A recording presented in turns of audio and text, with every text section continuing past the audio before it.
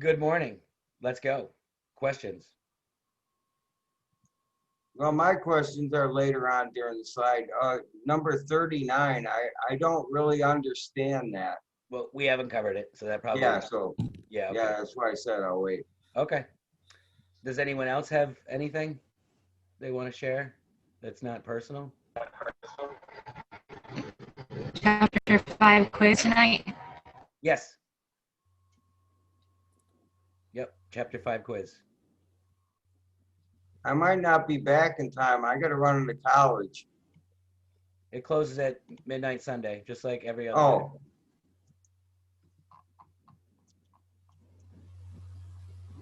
Midnight Sunday. I should point on that. my bike.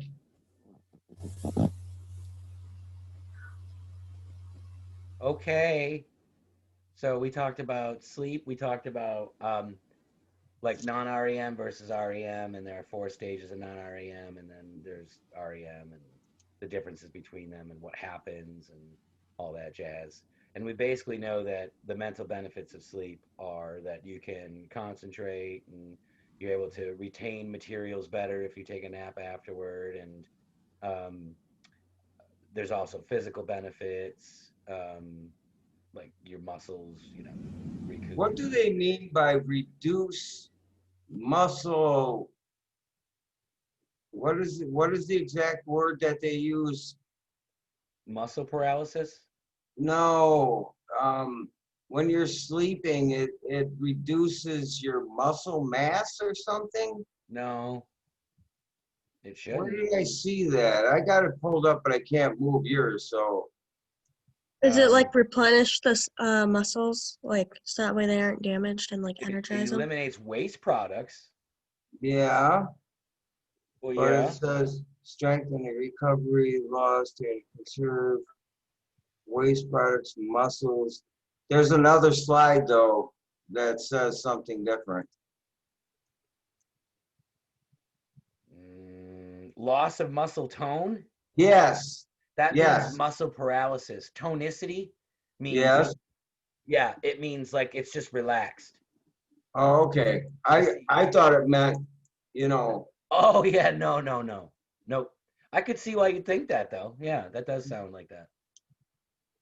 So now just, you don't have to answer these, but, some of us typically remember our dreams, some of us don't. Some of us have experienced dying in a dream, some of us haven't. Some of us have the same dreams over and over. Some of us dream about doing impossible things like flying. Some of us have dreams where one individual will turn into another individual like instantly. Some of us have dreams where we're doing something, and then the next thing you know, we're doing something entirely different that has nothing to do with anything else. Some of us have dreams about sexy time. Some of us have dreams about being attacked or pursued. Some of us have dreams about hurting someone else. Some of us have dreams representing our fears of punctuality. Right? So Freud said that our dreams meant something. They symbolized something. And he broke our dreams down into two things. He said that the dream itself, what the dream is about, is how it manifested itself, is what he called the manifest content. That's our experience. And then the latent content, and think of like, well, we'll analyze it later, is what it represents, is what it symbolizes, is what it means. He said that our dreams are ways for us to express our desires, our motives, our conflicts, these things that we're unaware of. Again, he was a psychoanalyst. He thought a lot of our behaviors were determined by these unconscious conflicts, primarily between sex and aggression. So he said that our dreams were our ways to fulfill our wishes.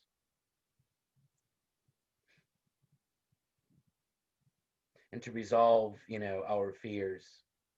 is it true if you dream that you're gonna die, that you wake up before you die? No, some people actually die in dreams. Oh, do they? Yeah, but most of us will wake up because it's too startling.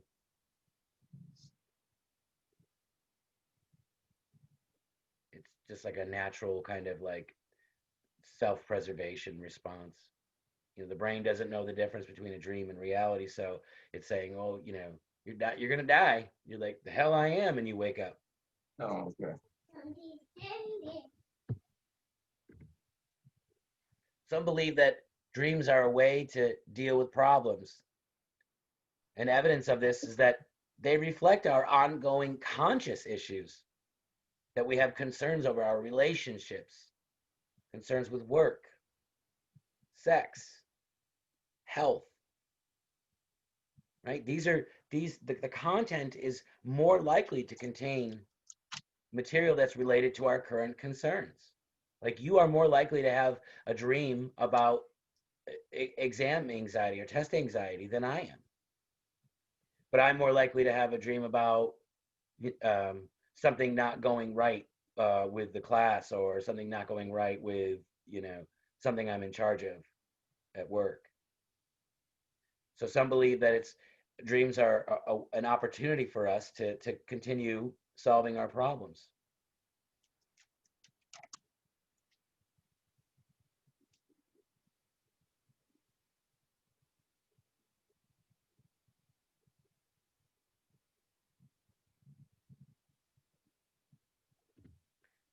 Some believe that dreams are just a way to continue thinking. The evidence that our brains are when we're dreaming during REM primarily, our brains are almost as active as far as neuronal firing. The only difference between being awake and sleeping is what parts of the brain are being activated.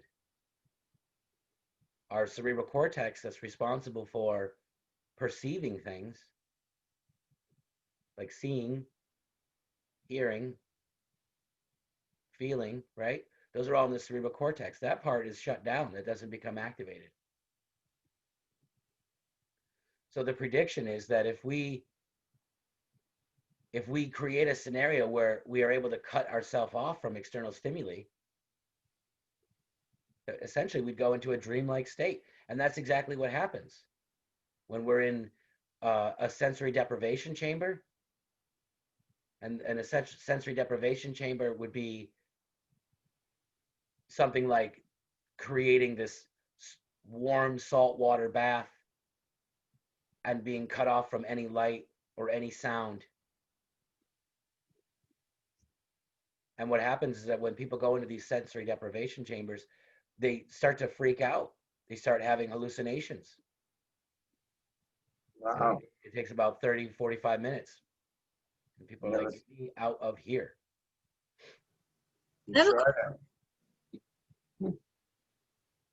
So, like, when people are in comas, is that possibly a thing that's similar to dreaming in a sense? Because I've seen things where, like, people understand what's going on, but it's in such a different context as if, like, it is a dream in a sense.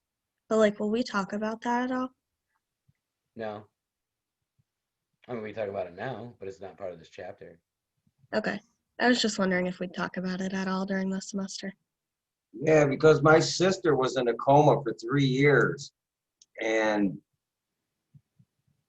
her eyes were always moving. It was like she was in a REM sleep kind of. Mm-hmm. But she also sometimes understood what I was saying to her because she would squeeze my hand. That was the weirdest thing in the world, but maybe it was just a reflex and maybe it was my imagination, Maybe. or maybe it was real. I don't know. Well, I think a lot of medical professionals think that they, dependent on the severity of the subconscious state, so we'll call it the coma status, dependent on the severity, many medical professionals believe that they can hear. And one of the things that they do, for example, when I was in high school, a friend of mine was in a car accident, and he had like severe brain trauma, and so he was in in a coma, and the day after the accident, a bunch of us seniors went to the hospital to visit, and they said, we can't let everybody in. We can let 3 people in. And so the parents chose 3 of us, and I was one of the 3. And they asked us to actually talk to him to see if it would bring him out. The doctors asked us to talk to him.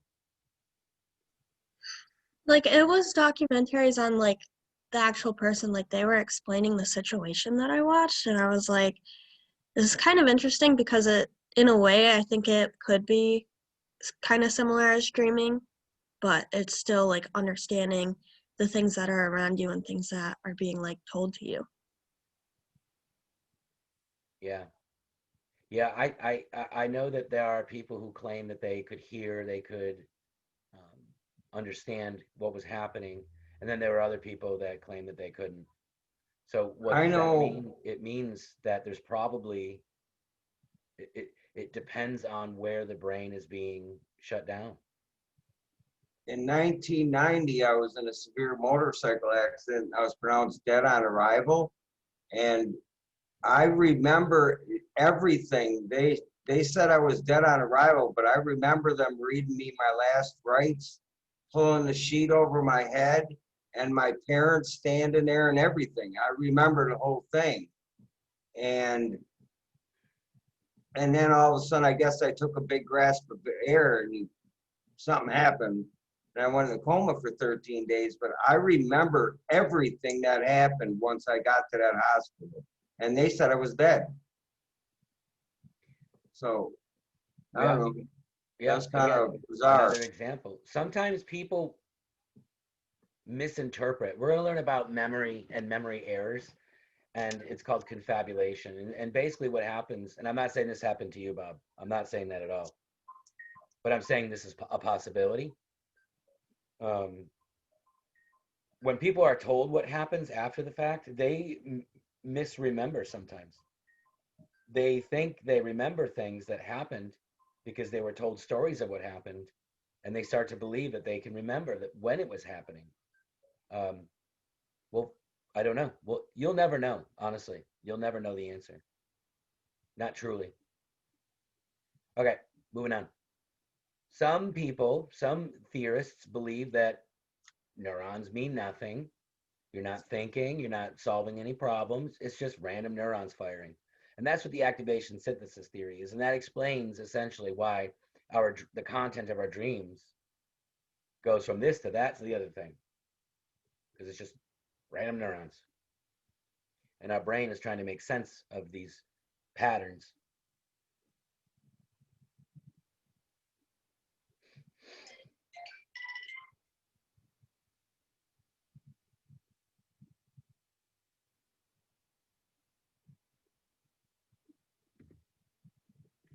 Okay, so we say that when we are awake and we are aware of what's going on inside of our minds, inside of our bodies, and aware of what's going on around us, that is the definition of consciousness. And then anything like sleep, or we're going to talk about hypnosis, or we're going to finish up with drugs, anything that impacts our level of awareness, we call that an altered state of consciousness. So another example of an altered state of consciousness, other than sleep, is hypnosis. Okay, so the idea behind hypnosis is that a person being hypnotized is under a state of heightened suggestibility. Heightened suggestibility. The idea is that the hypnotist can suggest changes in how the person senses, perceives, thinks, feels, and even acts. Excuse me, Jared, but what did you say? Heightened what? Suggestibility. Oh.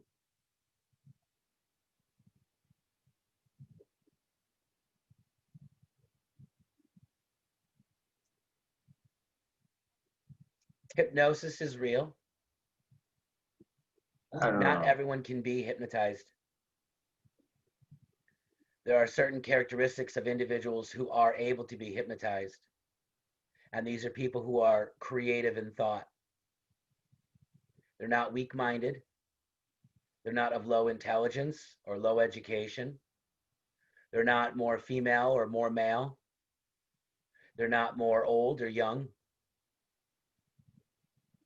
They are simply people who are creative in mind.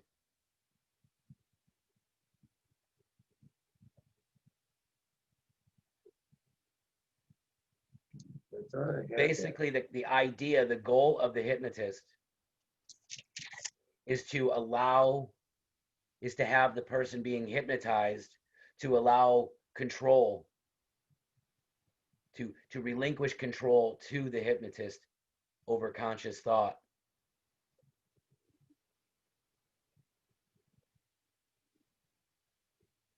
So hypnotic responsiveness depends more on the person being hypnotized than it does on the skill of the hypnotist. Hypnotized people cannot be forced to do things against their will. You cannot hypnotize a person to go kill someone.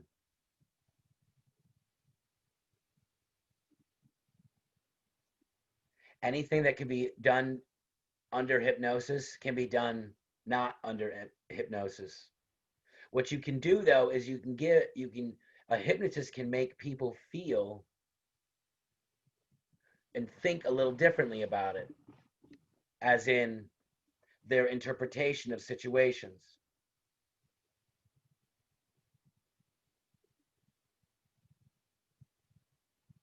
As in, I have more control over things now.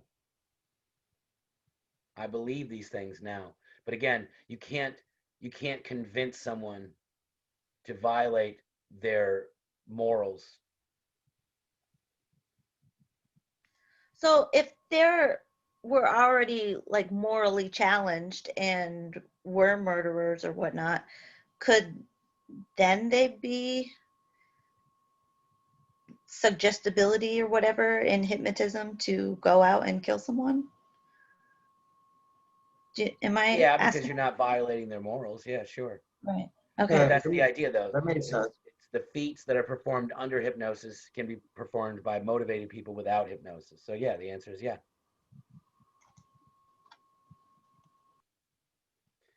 Hypnosis can't increase the accuracy of your memory. It doesn't produce a literal re-experience of long past events.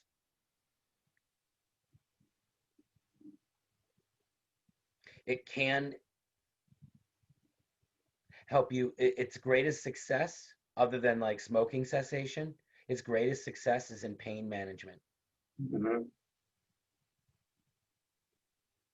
A lot of women will choose to use hypnosis to deal with labor pains. My sister-in-law did that, and she swears that she felt nothing.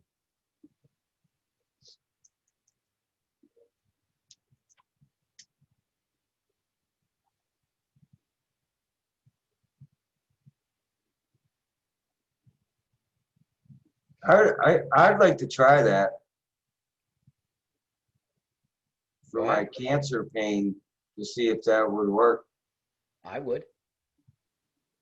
I don't teach Saranac used to have this thing where like we used to have a hypnotist come in for like our like senior spirit week or whatever, and like a lot of people would do it, and it was amazing how many people like couldn't be hypnotized and like the very few that could. Mm-hmm. Well, there's a certain willingness that a person has to have as well, right? If someone's like, you can't hypnotize me, for I've example. watched plenty. I've been to plenty of hypnotist shows. I just don't want to be hypnotized. Okay. So one of the things that the hypnotist, so I teach hypnotism differently than I used to, because to make a very long story short, I accidentally hypnotized half of my class teaching it. So I don't explain it the same anymore. because while I was describing what the hypnotist does, it was actually the students, and wasn't aware because I get like I was caught up in the moment and I wasn't really paying attention to them, and so which is part of like a big part of it too. Like the hypnotist is supposed to be watching the person, and so as I was nearing the end of my explanation, I had realized that half the class was in like a state of like um, almost like sleep, and I don't want to get into the long story, but anyway, so but I will explain basically what they do, just not the same way. They will use words, they will create scenarios, images, and they will start with very ambiguous, vague scenarios that anyone can imagine. And over time, they will create more particular, specific scenarios. But while they're doing it, they're linking the person being hypnotized. The hypnotist is linking his or her kind of communication with the person's biofeedback, and that's the best I can explain it. That's as much as I want to explain it.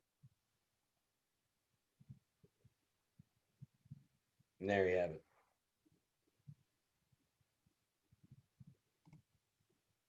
So how does it happen? Some believe that hypnotism is the result of the person being hypnotized handing over their executive function, handing over their thoughts, the control of their thoughts, I should say, to the person who's hypnotizing them. It's essentially forming a trust with an individual. Anyone who's ever had children and their child has scraped their knee or something, the child will cry, the parent walks over, gives it a kiss on the boo-boo, or pats it, or looks at it and says, yay, and the kid just believes it. And all of a sudden they don't feel pain anymore. That's the social cognitive theory. That was the question I wanted to ask you, the relationship between the two, because I don't know how the kissing the child's wound and Okay. the top part interact. Okay. I don't know. You have all right, let me do this. A person's really worried. A person is concerned because they have what they think is a medical condition, and they think that, and they don't have to be a hypochondriac, and they think that something's really wrong, like they felt something, like let's say it's a lump in their breast or a lump in their testicle, or they felt something is wrong with some part of their body, and they go to a medical professional. The medical professional touches the person, inspects it real quick, and says, everything's fine. That person now feels complete relief. It's that expectation, it's that trust that you have in the person of authority that gives you a heightened state of suggestibility to think differently about it. And it's an instant response. A child has so much trust in the parent, and when the parent says, "No, you're not even that hurt," kid could be bawling, and the kid's like, "I'm not." You're like, "No, go away, go do what you were doing before. Just don't do that part of it," and they're totally fine. That's how hypnosis works. One is a mental splitting where you're handing over executive control. One is that you have so much faith in the individual who's saying things.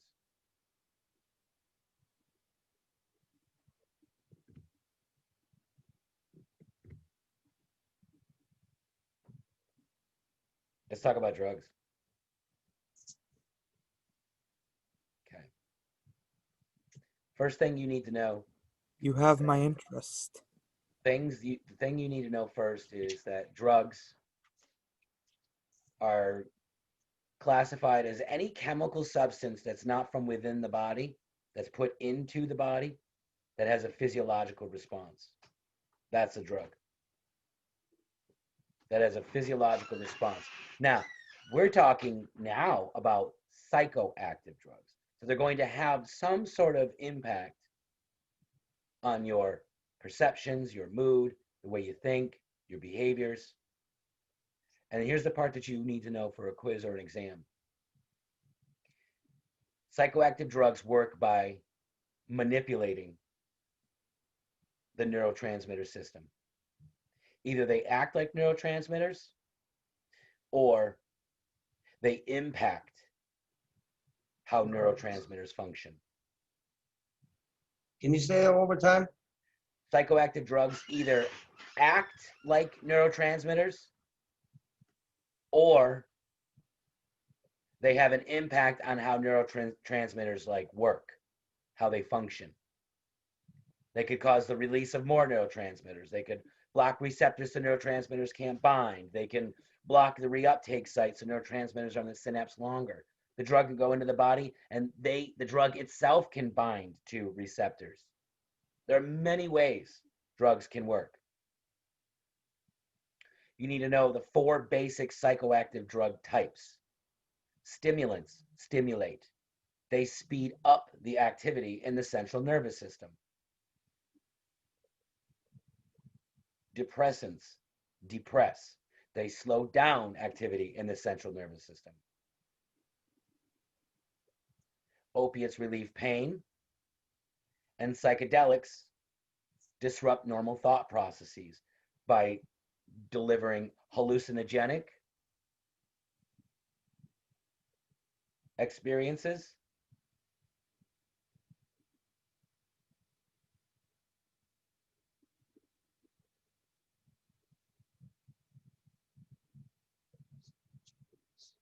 and these experiences could be delusions.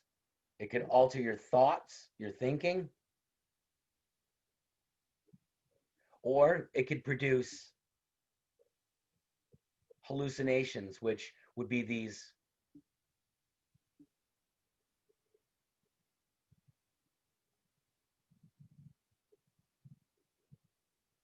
unrealistic I know what they do. perceptual experiences, illusions.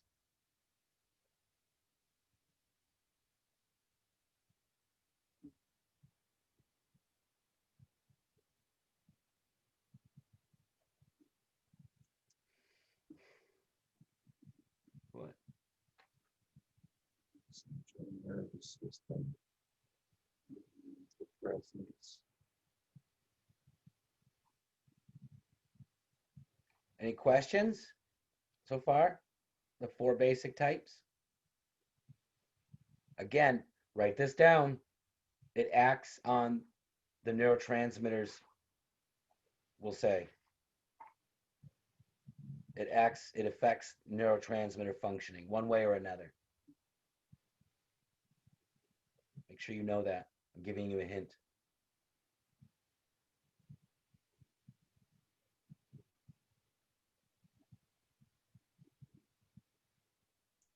Do you think that marijuana should be legalized? That's an opinion thing. I don't care. Should nicotine be made illegal? Nicotine by itself is harmless. It's an addictive substance, but it's the carcinogens in cigarettes that are the problem.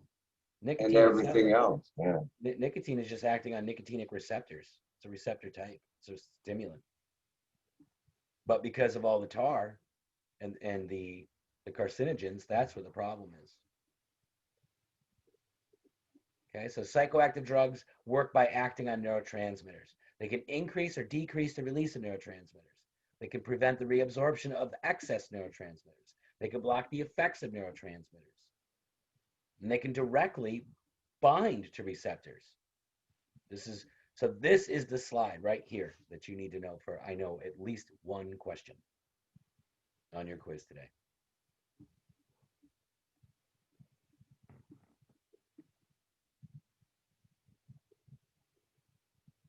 Because everything about everything you think, everything you feel, everything you do, everything is dependent on neurotransmitters. You couldn't experience anything, you couldn't think anything, you couldn't do anything without neurotransmitters. So any way to manipulate how they work, you're going to have some impact either on the physiology of the body, meaning how the heart is beating, how the lungs are, how you're inhaling, exhaling, how your digestive all these things. So the physiological properties of your existence or the psychological ones.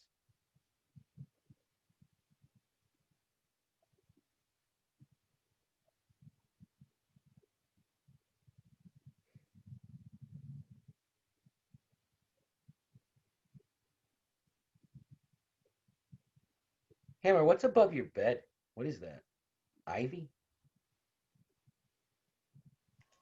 I don't know, some leafy bullshit. I got a Swiffer.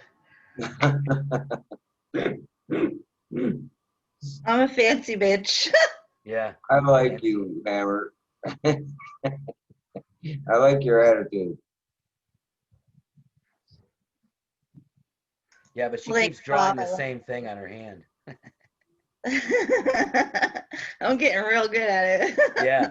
You're real like it looks exactly the same every time I see it. I'm gonna color that shit and trip you up next Yeah. time. That would Let work me too. see it. What is it? What's on your hand? Let me see. It's just a little What do you mean? tattoo, just a tiny one. I can't. Teeny Oh, Oh tiny. yeah, oh yeah, I can see it. So I'm not going to ask you to know how cocaine works, but it's an example Yeah, you of will. the second point on this: prevent the reabsorption of excess neurotransmitters by the cells that release them. So what happens is that, well, I'll just simplify it. I'll just really simplify it. Is that cocaine gets into the blood, it exits the blood stream through tiny little gaps in your blood vessels, and uh, it exits in those little gaps in the brain, and then it floats throughout the extracellular space, and eventually it'll float into synapses. And you can see right here this little ovular one here, this little oval shape. That's a cocaine molecule, and it's Yeah. blocking the reuptake site that normally these little vacuums would be sucking in back into the axon terminal, the excess dopamine. And so by blocking it, it prevents the excess dopamine from going back to the presynaptic neurons axon terminal to be used later, which means if there's more dopamine in the synapse, it's going to continue to bind onto the receptors of the postsynaptic neuron, and it's going to cause this next neuron to fire, to fire, to fire, to fire. Okay, say if you do enough cocaine and I'm just asking this, and it blocks, there's so much of it in there that it blocks and it doesn't allow anything else to enter any of these blue, what are these called? Those blue balls are Yeah, the neurotransmitter dopamine. if it blocks off the dopamine, couldn't you overdose if you had too much of that at one Yes. time? Yes. Oh, okay.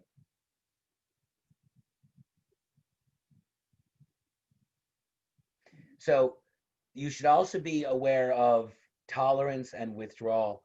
Tolerance is the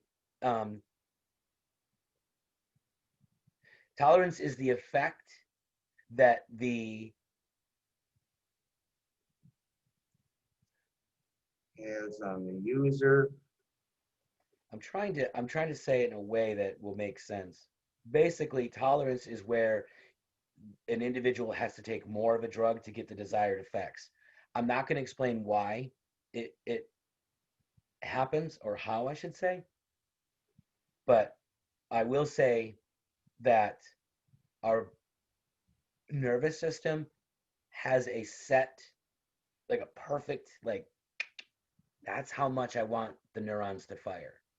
And so when we take a drug that causes our neurons to fire too much or too little, beyond that, like, homeostatic, like that perfect Goldilocks rate, our neurons respond because it wants to get back to that normal setting. And it'll do it in a number of ways. And I'm not going to confuse you, explain to you how it works. It has to do with receptors, but don't worry about it. So here's a really silly question. Mm-hmm. On the previous slide, the bottom one where it was like binds to whatever, binds to receptors, is that a picture of what is going on, or am I completely off in my thought here? That's okay.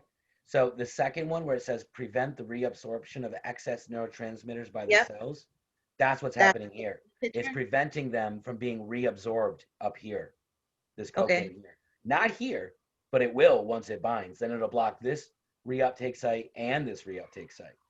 And it'll keep it more inside. See, this cocaine is in pink here. It's not binding directly to the receptors.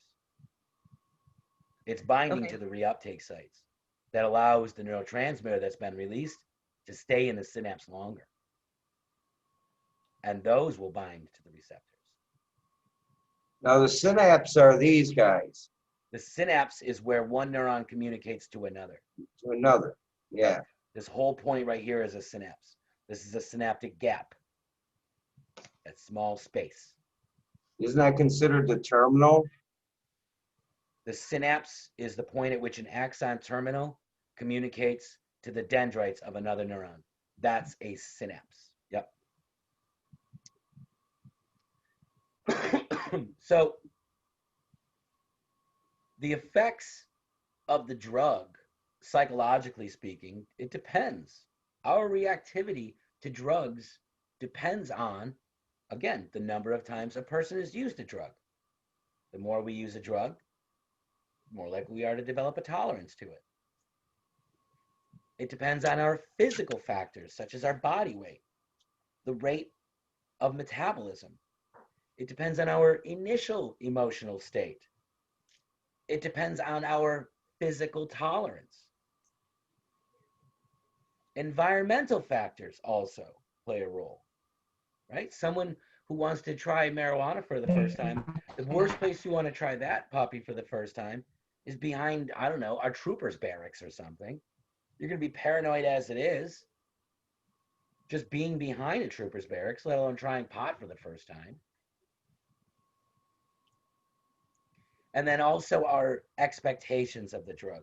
Right. If we think the drug is going to have a big impact, it increases the likelihood that it will have a big impact. Like if you take acid and you're scared to death before you take it, that you're going to have a bad trip.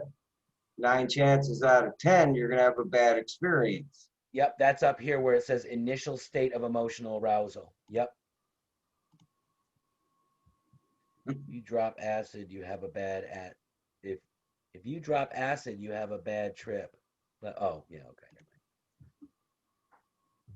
Tosh.0 is saying something. You taking him to the store? Why? We're gonna go pick up Jerry's work and then we're gonna. All right. Have a good time. All right, that's the last slide. Does anybody have any I was saying the same as Bob. Oh, I see. Does anyone have any questions? I'm going to stop sharing. I don't, because I went through this so many times that I have, we'll see what happens. Okay. You'll kill it, Bob. Yeah. I gotta Sure. go. If I get over a 70, I think I'll shit in my pants. Okay.